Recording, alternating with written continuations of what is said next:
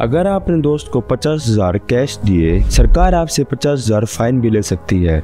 क्यों? सोचो, आप दोस्तों के साथ बैठ के चाय पी रहे हो। एक दोस्त आपसे बोलता है, भाई 50,000 अर्जेंट चाहिए, कल वापस कर दूंगा। इमेजिन करिए, आपने अपने बेस्ट फ्रेंड को हेल्प करने के लिए 50,000 कैश दे दिया। दोस्ती में पैसा देना तो आम बात है, लेकिन प्रॉब्लम यहीं से शुरू होती है। सोचो, इसी एक हेल्प की वजह से गवर्नमेंट आपके ऊपर 50,000 का फाइन लगा दे। आपने पैसे दिए मदद के लिए और वही पैसे फाइन में दोबारा देने पड़ गए। आप में से कई लोगों को पता नहीं होगा, लेकिन ये इंडियन इनकम टैक्स एक्ट का रूल है। ये रूल आता है सेक्शन 269 SS से। इसके अंदर एक सीधा सा बैन है, आप 20,000 से ज्यादा का लोन, एडवांस या सैलरी लोन कैश में नहीं दे सकते और ना ही आप ले सकते हो। आप सोच रहे होंगे कि लोन तो समझ में आता है, लेकिन दोस्त की थोड़ी सी हेल्प करना भी लोन समझा जाएगा। हाँ, अगर आप किसी को पैसे देते हो और उसके बाद मेरी पेमेंट एक्सपेक्ट करते हो तो वो लोन ही माना जाएगा। अब यहाँ एंट्री होती है सेक्शन 271D की। अगर आपने 50,000 कैश लोन लिया या दिया तो फाइन भी 50,000 होगा, यानी 100% पेनल्टी। और ये सिर्फ लोन लेने पे नहीं बल्कि वापस करने पे भी लगता है। अगर आपने किसी को 25,000 कैश में रीपे किया तो वो भी अलाउड नहीं है। सेक्शन 271E के हिसाब से जितना रीपे किया उतना फाइन भरना पड़ेगा। अब सवाल ये है, इंडियन गवर्नमेंट ने ये लॉ ही क्यों बनाया? 90s-80s के टाइम पे इंडिया में ब्लैक मनी अपने पीक पे थी। बड़े बिजनेसमैन और पॉलिटिशियन कैश लोन्स देते लेते थे बिना किसी रिकॉर्ड के। रिजल्ट, इनकम टैक्स डिपार्टमेंट के पास कोई रिकॉर्ड ही नहीं होता था। कौन सा पैसा व्हाइट है, कौन सा ब्लैक,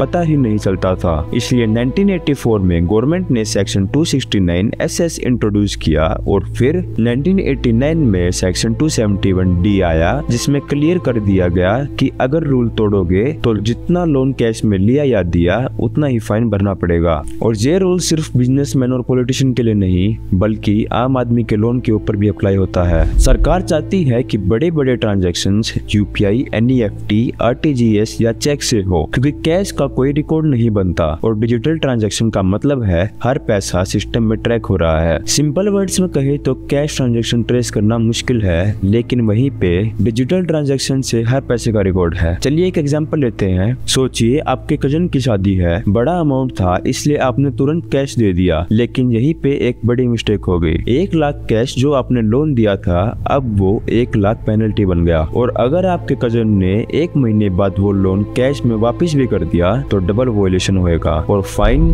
2 लाख। अब प्रैक्टिकल बात करते हैं। देखो, रोजाना लाखों लोग अपने दोस्त या फैमिली वालों को कैश में लोन देते हैं। क्या गवर्नमेंट हर एक केस में एक्शन लेगी?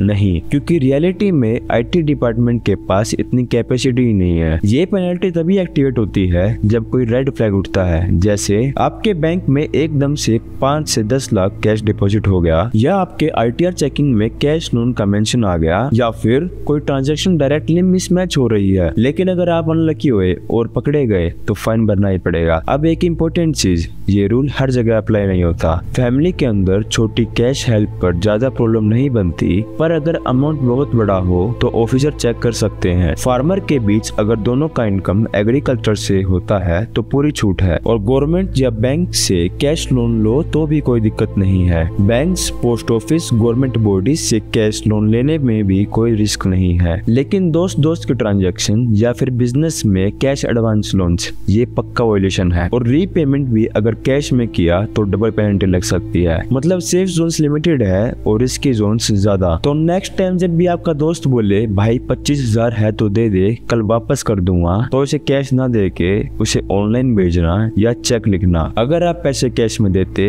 तो आपका उधार हो जाता और साथ में फाइन भी आता। और सरकार की असली स्ट्रेटजी ये है कि एक तरफ ब्लैक मनी को रोकना और दूसरी तरफ हर पैसे को सिस्टम के अंदर लाना। इस टैक्स रूल के बारे में आपके क्या विचार हैं, ये आप कमेंट में बताना। और अगर आपको वीडियो पसंद आई तो लाइक और सब्सक्राइब करना। मैं मिलता हूँ आपसे अगली वीडियो में जल्द ही, तब तक के लिए नमस्कार।